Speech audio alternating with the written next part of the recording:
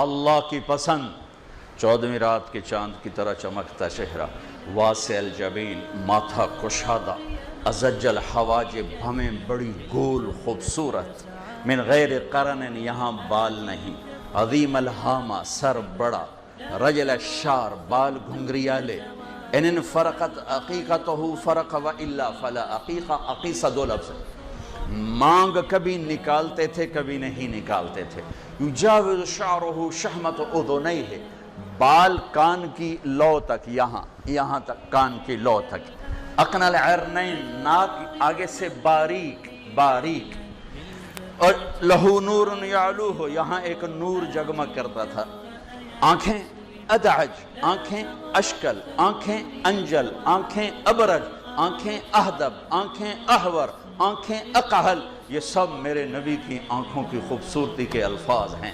ان 7 الفاظ کا خلاصہ یہ ہے، حسین آنکھ تھی، لمبی آنکھ تھی، موٹی آنکھ تھی، آنکھوں میں سرخ دھاریاں تھیں، سیاہی پتلی سیاہ تھی، سفیدی سفید تھی، اور بغیر سرمے کے سرمگی تھیں، سرمہ لگا ہوتا تھا، اور یہ پلکیں یہ لمبی تھیں، جیسے آج کل یہاں مصنوعی پلکیں لگائی جاتی ہیں، میرے نبی کی پلکیں لمبی اور دراز تھیں، اور شرم و حیا کی وجہ سے آپ مردوں میں بھی یوں دیکھتے تھے، یوں کبھی ایسا نہیں دیکھا، یوں دیکھتے تھے، عورت تو عورت، آپ مردوں کے میں یوں بیٹھتے تھے۔ یہ میں لفظ کا ترجمہ کر رہا ہوں، لفظ کا، جل نظرہ الملاحدہ، میرے نبی کیسے دیکھتے تھے وہ تو وہی بتائے گا جس نے آپ کی زیارت کی، میں تو لفظ کا ترجمہ کر کے بتا رہا ہوں۔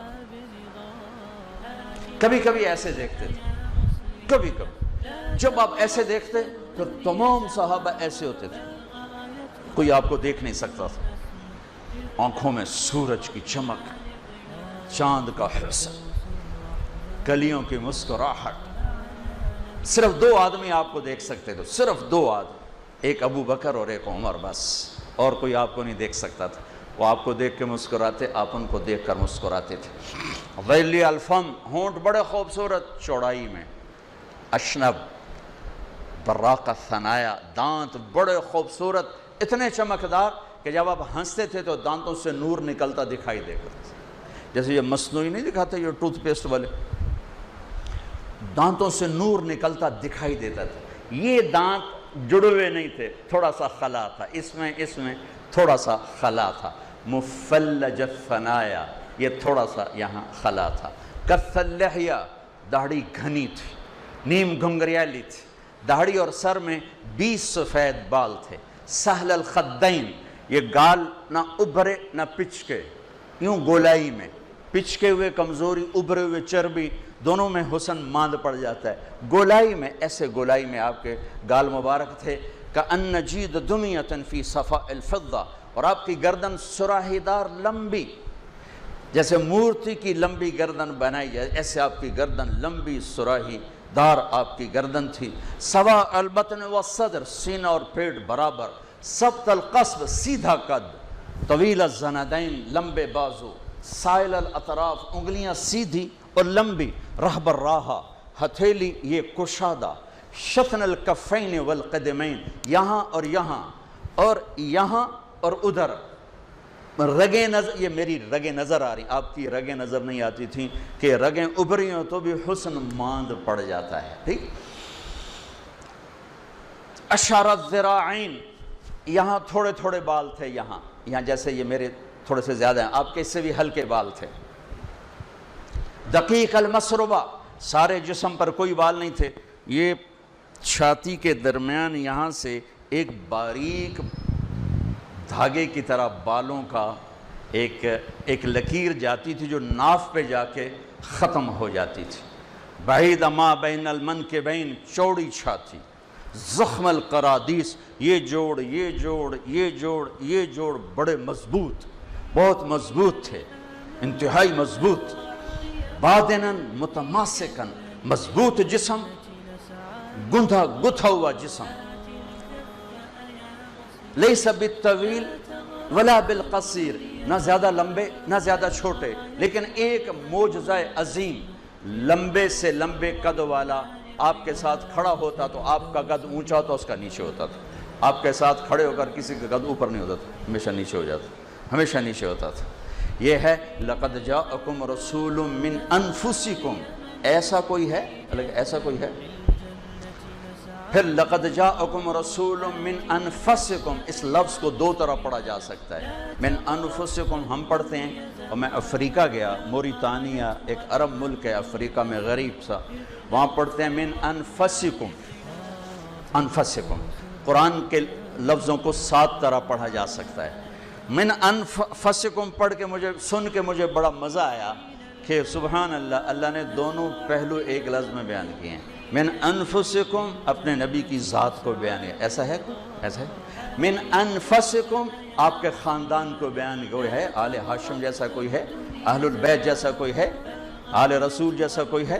آل عبد المطلب جیسا کوئی ہے کہ آپ کے خاندان کو سب سے اوپر کھڑا کر کے اور پھر آپ کے سلسلہ نسب کو آدم تک محفوظ کر کے اس پر مہر بھی لگا دی کہ واحد ہستی ہیں جن کی پیڑھی آپ کے باپ سے آدم تک یوں چلتی ہے کہ محمد بن عبداللہ بن عبد المطلب بن ہاشم بن عبد مناف بن قصی بن کلاب بن مرہ بن کعب بن لوی بن غالب بن فہر بن مالک بن نضر بن کنانہ بن خزیمہ بن مدرک بن الیاس بن مدر بن نزار بن معد بن عدنان بن اود بن حمیسہ بن سلامان بن عوس بن بوز بن قموال بن ابی بن عوام بن ناشد بن حزا بن بلداس بن یدلاف بن طابق بن جاحم بن ناحش بن ماخی بن عیفی بن عبقر بن عبید بن الدعاء بن حمدان بن سنبر بن یثربی بن یحزن بن یلحن بن ارعوا بن عیدی بن زیشان بن عیسر بن اقناد بن ایہام بن مقصر بن ناحد بن زارع بن سمی بن مزی بن عوض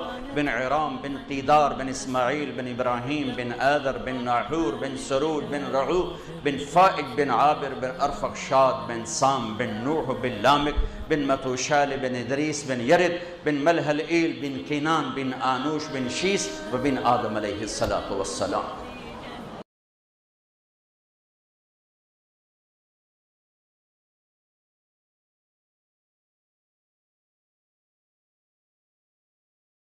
کہ محمد سے وفاتوں نے تو ہم تیرے ہیں، یہ جہاں چیز ہے کیا لوح و قلم تیرے ہیں۔